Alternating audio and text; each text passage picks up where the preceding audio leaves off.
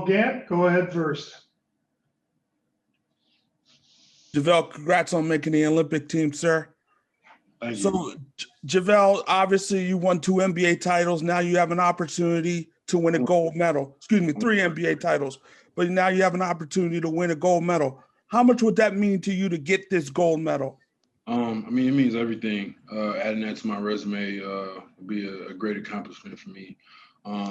And also adding that to the legacy of my family, the McGee family. My mother has gold medals also. So being able to add that to my resume and I guess, I don't want to say one up my mother, but just, I guess, be equivalent to, I have one too, Mom, is pretty cool. Next question will be from Joe Varden. Hey, Javale, welcome aboard. I'm not sure. Is your mom still with us? Is my mom alive? Yeah, she's still alive. Yeah, I didn't. That's a weird question to ask somebody, but keep going. What I wanted to ask is what the conversation was like between you and her when you found out that you were going to be an Olympian and getting a chance to follow in her footsteps. She was excited. She was happy for me. I think she was kind of like, dang, he gonna get something that I could hold over his head, because she always talks about, yeah, y'all really not doing nothing until you get a championship. Then I got the championship. Then it's like, oh, well, you don't get no gold medals, and now I have the opportunity to get a gold medal. So it'll be amazing. And then what had you been doing until you got the call? I mean, had you been staying in shape and playing or on vacation, or what were you up to?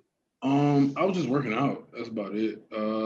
Yeah, just working out. I mean, I had taken a couple of vacations on a couple of weekends, but I wasn't not doing anything. I was working out, lifting, basketball. Yeah, I was working out. Thank you. Gary Washburn, you're up next, and then we'll go to Kiko.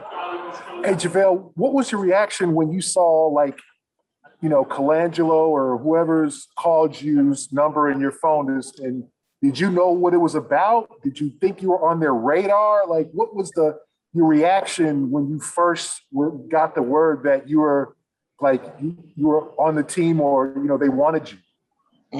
My reaction, I mean, I saw the call come in, and I don't know, iPhones are kind of too smart now, because it said USA on it, but it didn't say a name, it just said USA, so that was weird. But I figured something that happened. I mean, the news that one guy had left and one guy had COVID came out. I knew the spots were open, but my reaction when that happened was excitement. I was ready to get to it, and I was ready to thrive in the opportunity.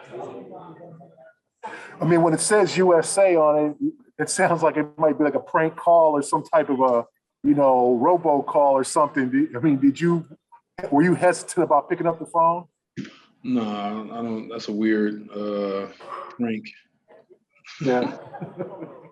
Yeah. Next up is Kiko. Hi, Javale. I think health-wise, you have a little bit risk because of asthma. It sounds like what? You know, last year you play in the bubble, even you have a little bit risk health-wise. I have asthma. risk. Yeah. I have a risk because I have asthma. Yeah. I don't think so. There's no worry or no concern or anything to, you know, when you decided to play. I would be more concerned about being in the real world, because there's no masks, no tests there. Everybody's crowded. You know what I'm saying?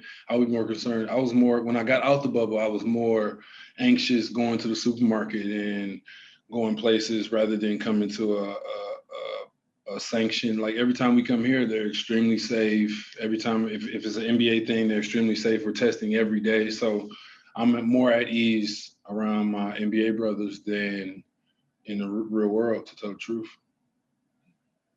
Thank you very much. Good luck. Thank you.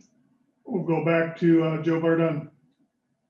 Hey, I was thinking about this the other day, that this is actually a pretty big reunion for you with Steve and Draymond and KD. What's that been like for you to be back around those guys? I mean, it's amazing being back with champions. It's a different mentality, and it just it raises your level of play. It raises your awareness of what's going on out there. Just being around champions and great players. So I'm enjoying it. I'm enjoying every minute. Gary Washburn, go ahead, and then we'll go to Chris Cruz. Hey, JaVale, you mentioned earlier about, can you hear me? Yeah. Okay, I'm sorry. You mentioned earlier about your mom and wanting to one up with the gold medal, but your personal career, finishing it strong, winning championships in the last couple of years, playing for winning teams. But what does this say about your resume to add this, Team USA, and people were kind of maybe unsure, like, wow, JaVale McGee, but I mean, in terms of your accomplishments, what does it say? And does this kind of verify you even more in your career even more when you're named to Team USA? Yeah, definitely. When I feel like the first year I went to Golden State, that was my most unsure year. I signed with a non-guaranteed. Is somebody not muted? I don't know who it is. It's not muted. I keep hearing like background noise or something. But my first year at Golden State, it was a non-guaranteed, so I really had to fight to be on the team. Won that year, came back the next year, won that year. Could have came back the next year, but I didn't want to come back for the minimum, and I wanted to believe in myself. So I went to the Lakers for a starting job, but for the minimum, but for a starting job. I had the best stat-wise year of my career. And then the next year after that, after I signed a 2-year contract with the Lakers, the next year after that, I won an NBA championship. And then this current year, I got traded, went to Cleveland, then got traded to Denver, went to the playoffs. We didn't make it out of the second round. But now I'm in the Olympics. So my past 5 years have been amazing. And I can't thank anybody but myself and my team and just everybody who was believing in me, and also everybody who didn't believe in me, because that just made me go harder. I've never been the player, even when I was in high school, who was like, you're number one, you're going to do this, you're going to do that. I've been doubted my whole life. And the only thing that's ever held me down was me believing in myself and my family believing in me and and my team believing in me. Thank you. And final question, we'll go to Chris Cruz. Hey, JaVale, congrats on being named to Team USA.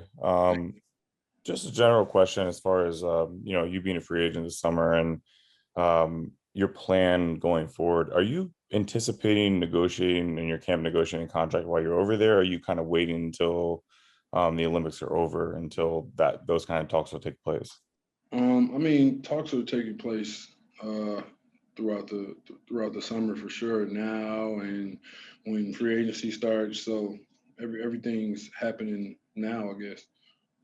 Hey, this is comedian J.L. Covan, best known for his impression of Donald Trump. I'm going to be at City Winery in Boston for one night only, July 26th at 8 p.m. Hope to see you there.